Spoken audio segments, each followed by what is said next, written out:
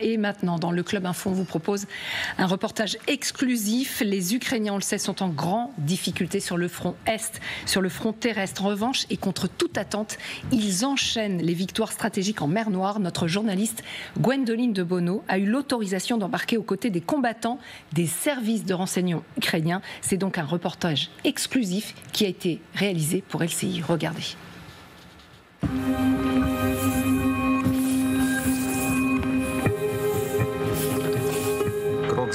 Petit à petit, ils voient notre désir inébranlable de contrôler la mer.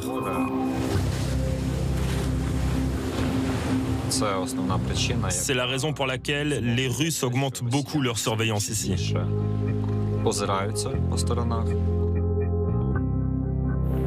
Dans ces eaux stratégiques, l'Ukraine mène un combat de David contre Goliath. Si tu m'avais dit il y a 2 ans que je servirais dans une telle unité, j'aurais dit « Mais qu'est-ce que tu racontes? C'est n'importe quoi ». C'est l'histoire d'un pays sans marine qui tient en échec la flotte russe en mer Noire. Nous ne ferons pas de compromis. Nous reprendrons le contrôle de ces endroits. Toutes les plateformes, centimètre par centimètre.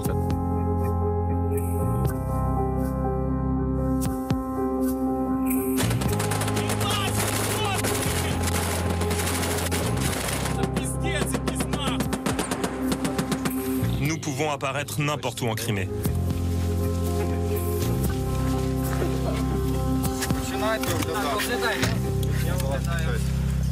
Psychologiquement, l'ennemi comprend où ça le mène.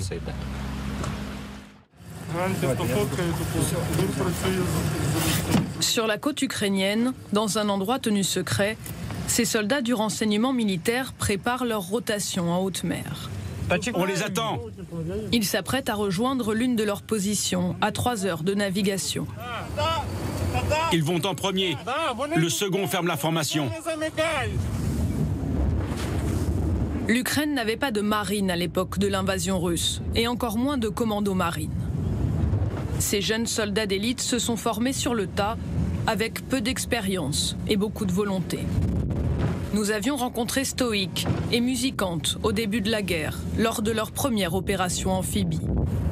Ce sont leurs pseudonymes, leur véritable identité est protégée. Aujourd'hui, l'unité spéciale Timur, leur groupe, est le fer de lance de cette bataille navale en mer Noire. J'ai encore un peu peur de l'eau, mais ce n'est plus aussi effrayant qu'auparavant. Au contraire, je me découvre un amour de la mer. Aujourd'hui, je suis commandant de bord de l'unité. Devant la proue, la silhouette métallique d'une plateforme pétrolière apparaît. L'unité de Stoïk et Musicante l'a reprise aux Russes il y a un peu plus d'1 an. C'est la première fois que le renseignement militaire ukrainien accepte une caméra près de ces plateformes. Il n'y a plus de forage, mais en les contrôlant, l'Ukraine pousse son avantage sur cette ligne de front maritime. L'enjeu est vital pour l'Ukraine.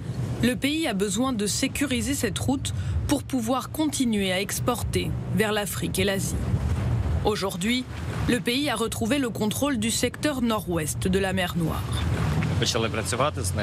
Lorsque nous avons commencé à travailler sur cet objectif, l'ennemi contrôlait toute cette zone où nous nous trouvons actuellement. Le chef de l'État nous a chargés de nettoyer cet espace pour rendre possible la circulation des navires en mer Noire. Et ces plateformes sont l'endroit à partir duquel nous sommes en mesure de le faire. Nous pouvons installer de l'équipement pour faire de la surveillance visuelle et de la surveillance radar. Nous ne sommes pas autorisés à filmer la relève des soldats. L'aviation russe rôde en mer Noire et les plateformes sous contrôle ukrainien sont régulièrement ciblées. L'ennemi essaye constamment d'attaquer les plateformes. Vous pouvez voir le résultat d'une frappe ennemie. Être ici est un danger constant. La menace est permanente. Mais c'est le seul moyen de contrôler la mer. Sécuriser la mer Noire et se rapprocher de l'objectif ultime que tous ces soldats ont en tête. La Crimée, annexée par la Russie en 2014. Ici, nous sommes au large de la péninsule que l'Ukraine compte bien reconquérir. C'est l'autre valeur stratégique du réseau de plateformes en haute mer. Il permet d'avancer vers les côtes criméennes. Les plateformes les plus proches de la Crimée sont encore sous contrôle russe et l'unité compte bien s'y attaquer. 2 mois plus tôt, un des groupes d'assaut de l'unité part à l'entraînement. Je vous donne les grenades aujourd'hui. Vous aurez les goupilles plus tard, mais vous pouvez déjà sentir le poids réel. Certains d'entre eux n'ont encore jamais combattu en mer. Mais d'ici peu, ils devront aborder une plateforme tenue par les forces russes. À bord de leur semi-rigide, les soldats répètent les gestes de premier secours, sous le feu, en mer. La plupart n'a pas 25 ans. L'opération préparée depuis des mois a lieu quelques jours plus tard. Les groupes d'assaut embarquent dans la nuit. Muzikant est à son poste de commandant de bord. Il va filmer l'attaque avec sa GoPro. Il y avait des forces spéciales russes stationnées sur la plateforme quand on a commencé à attaquer. C'était de nuit. Au milieu de la nuit, toute lumière éteinte, les commandos approchent près de la plateforme. Très vite, ils sont repérés. À tous les bateaux, on s'approche à 2 heures. On y va doucement. Quand les bateaux se sont approchés de l'installation simultanément, c'est comme si tu étais à un concert. C'est la fin du concert et le feu d'artifice commence.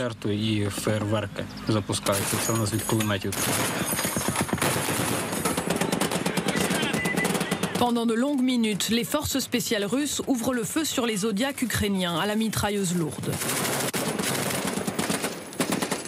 Au milieu du combat, ordre est donné par le commandement ukrainien de bombarder la plateforme.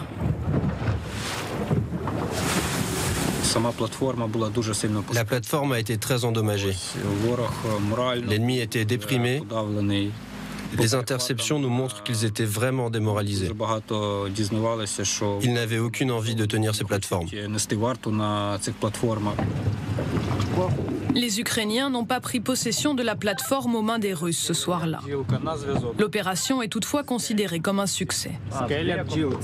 Le commandant de bataillon ne perd pas de vue l'objectif final. C'est comme au Moyen-Âge. On ne peut pas passer un fort ou une forteresse et le laisser sur ses arrières, car de là l'ennemi peut toujours frapper. Donc ce qu'on fait, c'est que nous perçons cette ligne de défense en mer, nous détruisons leur équipement sur ces tours, nous contournons ces tours, parce que nous avons un objectif clair, un objectif très clair, c'est débarquer et capturer, reconquérir la Crimée.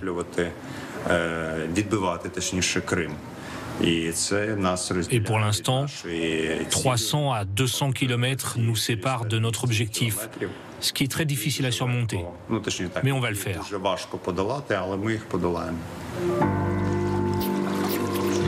Pour y parvenir, l'Ukraine dispose d'une arme clé. Celle qui lui a permis de prendre l'ascendant sur la flotte russe en mer Noire. Ces drones navals du renseignement ukrainien. Ces drones kamikazes peuvent frapper jusqu'à 800 km. Nous sommes exceptionnellement autorisés à les filmer. Capables d'emporter 300 kg d'explosifs, leur coût est dérisoire par rapport à ceux des navires russes qu'ils détruisent. L'homme qui manie le drone se rappelle de sa plus belle opération, la destruction du Sergueï Kotov, un navire patrouilleur russe.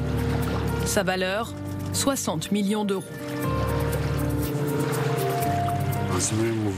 J'ai une longue histoire avec lui, parce que c'est la 3e fois qu'on le combat. On l'a touché 2 fois, ensuite il est parti en réparation près du Bosphore. La 3e fois, c'était la dernière pour lui, près du détroit de Kerch. Les pilotes ukrainiens sont alors postés à des centaines de kilomètres de leur cible. Une fois repérés, la proie du commandant est attaquée par plusieurs drones kamikazes. C'était une opération extrêmement longue et difficile, car il est très rapide. Mon équipe était bien coordonnée. La tâche était compliquée, mais à un certain point, j'ai dit « Chacun fait ce qu'il a à faire ». Et ils se sont lancés sur lui comme une meute de loups. La mer Noire, attribut de puissance pour Moscou, s'est transformée en piège pour ses navires. Les bateaux de guerre russes quittent le littoral de Crimée pour échapper à la traque des drones marins. De nombreux ports de Sébastopol sont pratiquement vides. Les navires dont ils se soucient le plus sont presque tous partis. Et le problème crucial pour eux est maintenant de savoir où aller. Le port de Novorossiysk est extrêmement encombré en ce moment. Ils ont vraiment du mal à trouver un endroit où mettre leurs bateaux, car un port surpeuplé représente aussi un grand risque pour eux. Qu'il semble loin, ce premier jour de l'invasion, où la marine russe menace les gardes-frontières ukrainiens postés sur l'île aux serpents, en mer Noire. Leur réponse devient alors un symbole de résistance en Ukraine.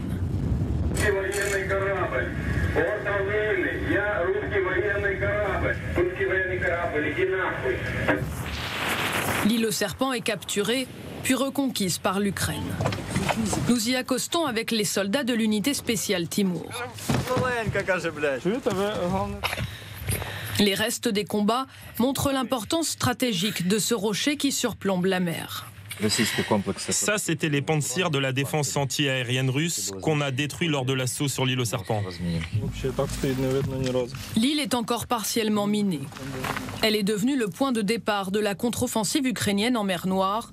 Pourtant, ces jeunes soldats la connaissaient à peine avant l'invasion russe. Honnêtement, je n'avais pas vraiment compris l'importance de l'île aux serpents, ni même où c'était. Je ne savais même pas qu'on avait une île comme ça. Musicante semble éternellement surpris par son destin. Son pseudonyme veut dire « le musicien », seule trace emportée de sa vie d'avant-guerre. Le voici il y a 2 ans et demi. Le combattant du renseignement était alors un brillant élève du conservatoire de Kiev. Quand la Grande Guerre a commencé, j'imaginais les choses différemment. Je pensais qu'on se battrait pendant 6 mois maximum et que je retournerais à ma vie, que je jouerais de mon instrument et que je continuerais dans la musique.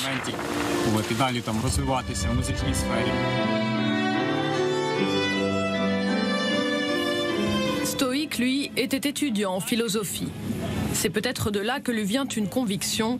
En mer Noire, l'Ukraine ne combat pas seulement l'armée russe, mais elle affronte aussi l'image que le Kremlin veut renvoyer.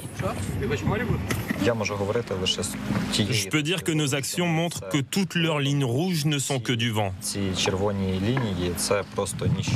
Dans la pratique, elles deviennent jaunes, oranges, violettes, blanches. Ce n'est qu'une image éphémère et effrayante que nous devons détruire. Comme le garçon dans cette histoire qui crie que le roi est nu. J'aime être ce garçon et montrer que l'ennemi n'est pas si effrayant. Qu'en vérité, ces lignes rouges ne valent rien et qu'il faut juste les effacer.